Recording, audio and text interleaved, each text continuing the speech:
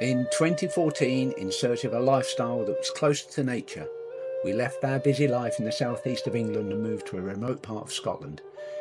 Here, our lives could be more in harmony with the flow of the seasons. This is our story.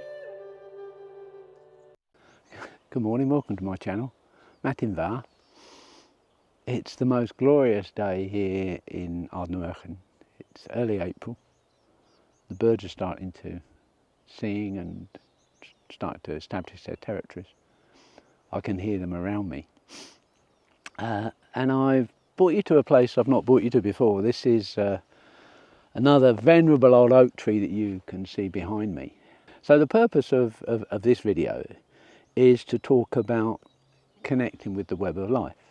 The web of life is really, it is so wonderful and also so ordinary, because the fact that you're sitting there watching me, you're looking at someone who's part of the web of life, but the person looking is also part of that wonderful matrix of the web. And this is the wonderful old oak tree that I'm sat under. It hasn't come into leaf yet, but it's still vigorous, and it's in the most spectacular location, as you can see. But it's a beauty. How old? At least 200 years, maybe a great deal older. I wonder what stories it could tell. So looking almost due south, I'm looking down on Loch Sunart, and there's Carna just behind, the island of Carna just behind. And as we pan round, there's other islands, and then in the distance, beyond those two conifers, is the island of Mull. So this is about connecting to the web of life. And I can only tell you how I do it, which might surprise some of you. And I can suggest ways in which you can do it, because in essence, connecting to the web of life is actually connecting to yourself. So for those of you that think this is a bit of clickbait and will just flick off after the first 45 seconds, what I'll offer you is a real quick fix, and that is just take your shoes and socks off. Go and stand on some grass, walk on some moss, walk on some pebbles, walk on hard paving slabs. Just use your feet to bring you into contact with the earth. Walk over twigs, walk over things that stick into your feet. Actually engage with life as it is. And in that simple process, you will actually start to move towards a deeper understanding of what being part of the web of life is about. But I hope you won't just click off after 30 seconds, because there's more to it than that. There's my story that will illustrate how it's worked for me, and there's other ideas, and there's a deeper understanding that I will try to explain and to offer you. So stay with me if you can. So this really began for me about 7 years ago, when I moved into this particular area, although I was nearby, and I developed a relationship with the river that runs through my land that I've talked about before.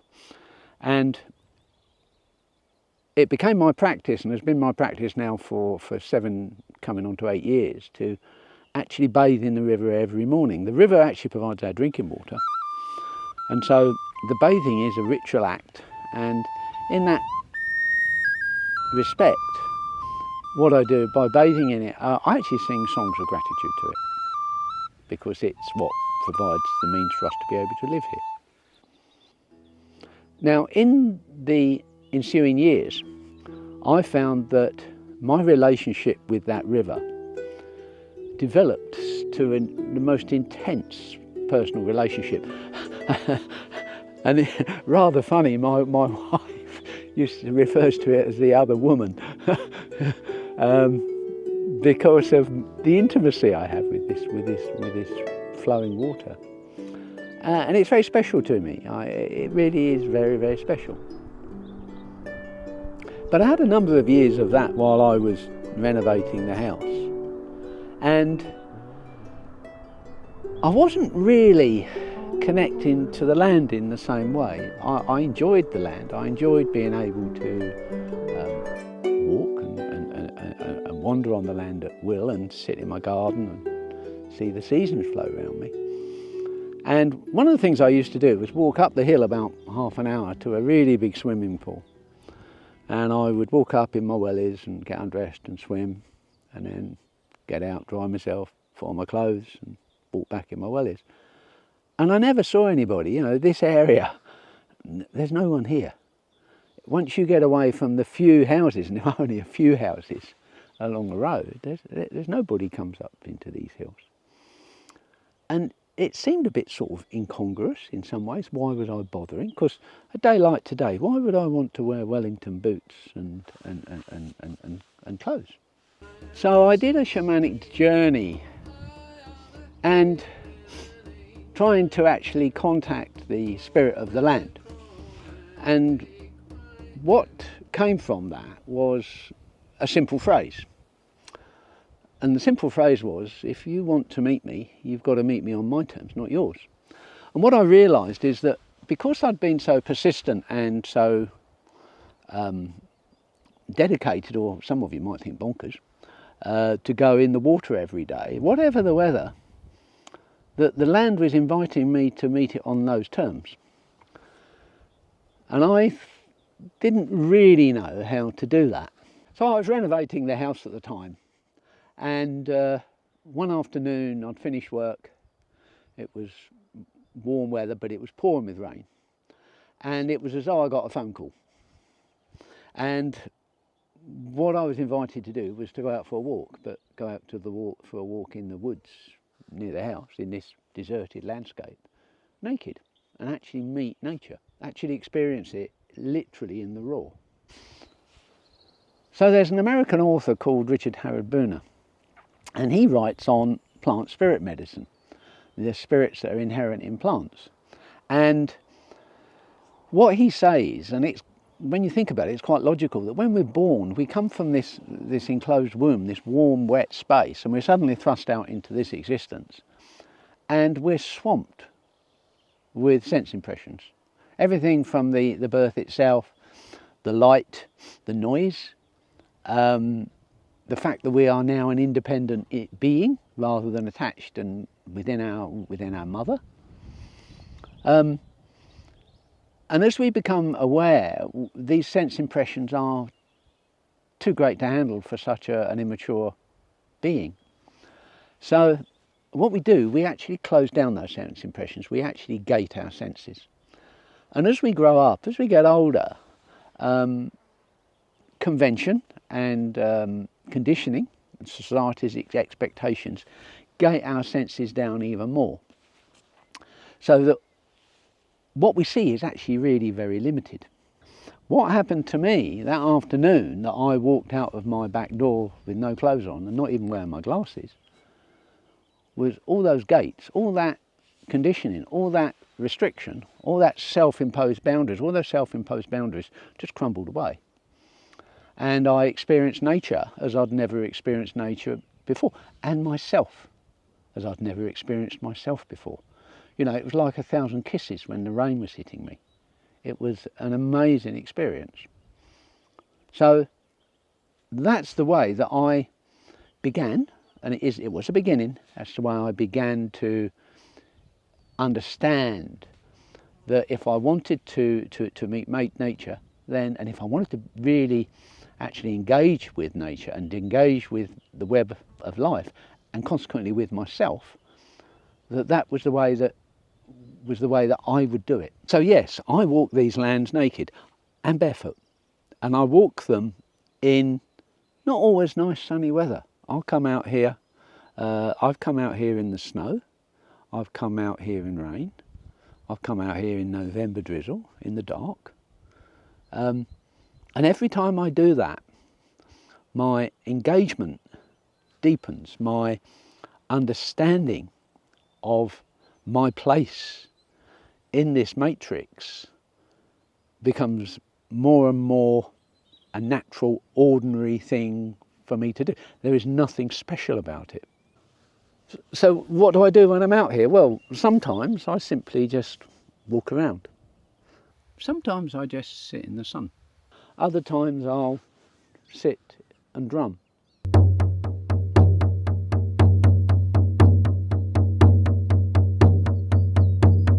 Other times I'll meditate.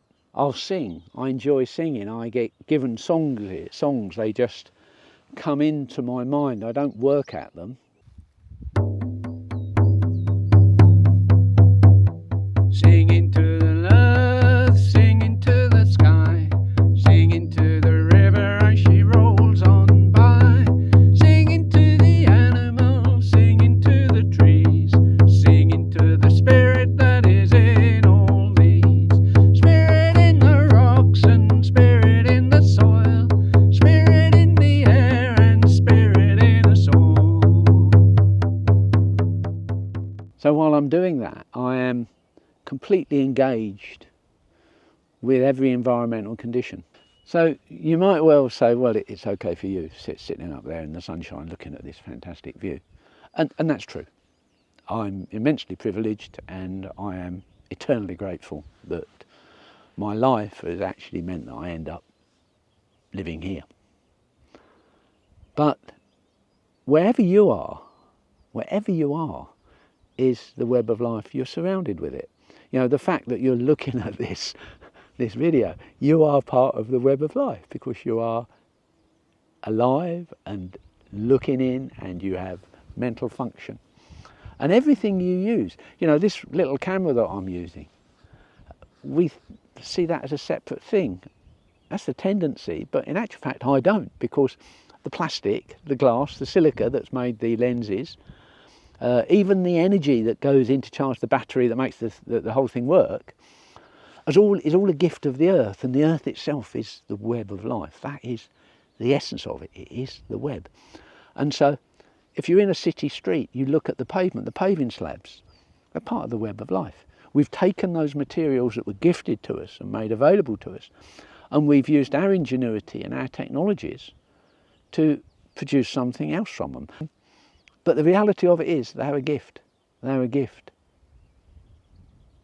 And because the web of life is a gift, that means that you also are a gift. Everything you are is a gift. So what can you do? What can you do to bring yourself more into that present moment and that sense of engagement with everything that is? Well, there's lots of things. Our most sensitive, we are sensual bodies. If I was to just touch a couple of hairs on your head, you would know. If I was to blow on the soles of your feet, you would know. So what I've done, I've used the sensuality of my body, the fact that that I am a sensual being, to engage with nature and meet nature on nature's terms. And you can do that in the same way, not necessarily quite as extreme as my way, which is, and I will accept, is quite an extreme way of doing it. But for instance, when was the last time you actually walked barefoot on grass, or walked barefoot on stones, pebbles, sand, twigs? It's as simple as that. Your feet have so many nerve endings in them, and yet we wrap them up in shoes and we put socks on them, even when it's not really necessary, when it's not cold. It's, if you live in sort of Arctic Canada, then, and even in Scotland in winter when the snow's on the ground, you've got to protect your feet. But today, do I need heavy shoes on? No, not really. And yet, how often do you do that? And what happens, you take your shoes off and you walk on the grass, and that's lovely. But as soon as you have to walk on those pebbles, as soon as you have to walk on over a few twigs or a few pine cones, you go, I don't like it. And you withdraw, you close yourself off. And in that simple act, you're putting a separation between you and everything else. And what I would suggest is that in those instances, it will happen automatically. You'll flinch, you'll close down, but just open up, just relax into it. One of my greatest joys is standing barefoot in the river that runs through past the house. I just stand there and let the river trickle over my toes. It's an amazing experience. And the other thing is I'm sitting here in a light wind, and I can feel the air flowing through the hairs on my arm. And it's cool, and it would be very easy for me to put on a jumper, close it out, insulate myself. But it's not going to harm me, not for a little while. And so I engage with that sensation on my arms. It's sunny and it is bright sunshine, and when I feel the warmth on my arm, on the surface where the sun is, I can feel the warmth. But underneath my arm where there's a shadow, I can feel the cool. So this is something that you can do without stripping naked and running around the park. It's something you can do anywhere, whether you're waiting for a bus. You can just pull your sleeves up, even maybe it's cold, and just feel the cold on you, engage with the cold. Put your hand out from under the umbrella and feel the rain falling on the back of your hand. When you're in the park having a picnic, take your shoes and socks off and just walk on the grass. When you get the opportunity to go in the sea, feel the nature of the water flowing around your body. If you have the opportunity to go into fresh water as well as salt water, what you'll notice as you start to focus on it is that fresh water has a very different feel to salty water. And it's still these little engagements that gradually will open up for you and will help you to engage more with the reality of life that you are part of. So hopefully what I've said to you makes some sense and you've been able to resonate with at least some of it. But if you've come this far with me, thank you for watching, thank you for being patient. If you enjoy what I do and enjoy what I say, then you might like to give me a like and subscribe, and even share if you know someone that may actually resonate with these thoughts and feelings. Because it is about feeling, it's all about feeling. So all that remains is for me to wish you goodbye. I hope you have a good life, and maybe I'll see you again. Bye-bye.